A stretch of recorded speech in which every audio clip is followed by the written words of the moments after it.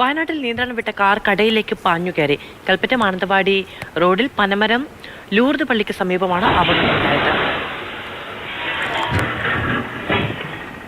സംഭവത്തിൽ ആർക്കും പരിക്കില്ല.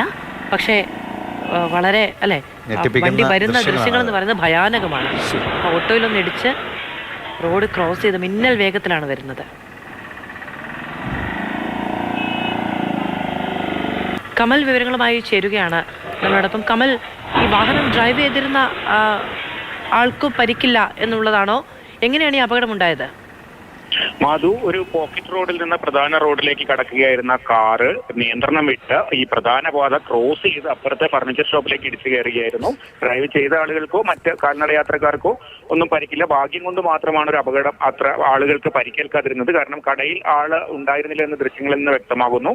ഫർണിച്ചർ ഷോപ്പിൽ നാശനഷ്ടങ്ങളൊക്കെ ഉണ്ടായിട്ടുണ്ട്. മാത്രമല്ല, ഇത് തിരക്കേറിയ റോഡാണ്, സംസ്ഥാന പാതയാണ്. കൽപ്പറ്റയിൽ നിന്ന് മാനന്തവാടിയിലേക്ക് പോകുന്ന പ്രധാന റോഡാണ്. ആ റോഡിൽ ആ സമയത്ത് മറ്റു വാഹനം ആ സമയത്തും ഇല്ലാതിരുന്നത് കൊണ്ടുകൂടിയാണ് അപകടം ഒഴിവായത്. ആ റോഡ് മുറിച്ചു കടന്നാണ് കാർ മറുവശത്തേക്ക് പോകുന്നത്. എന്തായാലും അത്തരം ഒരു അപകടം ഉണ്ടായില്ല എന്നത് ആശ്വാസകരമാണ്. പക്ഷേ ഈ കടയിൽ നാശനഷ്ടങ്ങൾ ഉണ്ടായതായാണ് കടയുടമ പറയുന്നത്. ദൃശ്യങ്ങളിലും കാണാം അവിടുത്തെ സാധനങ്ങളൊക്കെ ഗ്ലാസൊക്കെ ഇടിച്ച് പൊളിച്ചാണ് കാർ അകത്തേക്ക് കയറുന്നത്. ആ ഒരാളെങ്ങാനും അവിടെ ഉണ്ടായിരുന്നെങ്കിൽ എന്ത് സംഭവിക്കുമായിരുന്നു? ഇത് ഓട്ടോറിക്ഷ ഇടിയുടെ ആഘാതത്തിലാണ് ഓട്ടോറിക്ഷ കറങ്ങി ഇങ്ങനെ റോഡിലേക്ക് വന്നത്. ഭാഗ്യത്തിന് ആർക്കും പരിക്കില്ല എന്നത് മാത്രമാണ് ഞെട്ടിപ്പിക്കുന്ന അപകടം.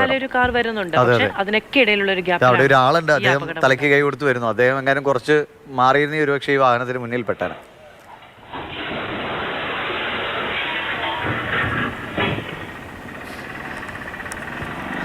ദിവസവും എത്ര അപകട ദൃശ്യങ്ങളാണ് നമ്മുടെ മുമ്പിലേക്ക് വരുന്നത്. കഴിഞ്ഞ ദിവസം ബസ് മലക്കം മറിഞ്ഞ് ഒരു കുഞ്ഞിൻ്റെ ജീവൻ നഷ്ടപ്പെടുന്നത് നമ്മൾ സങ്കടത്തോടെ കണ്ടതാണ്. കൽപ്പറ്റ മാനന്തവാടി റോഡെന്ന് പറയുമ്പോൾ നല്ല ഗതാഗതമുള്ള റോഡാണ് സാധാരണഗതിയിൽ. എന്തായാലും അപകടമൊന്നുമില്ലാതെ പോയി എന്നുള്ളത് വലിയ ആശ്വാസം നൽകുന്ന കാര്യമാണ്.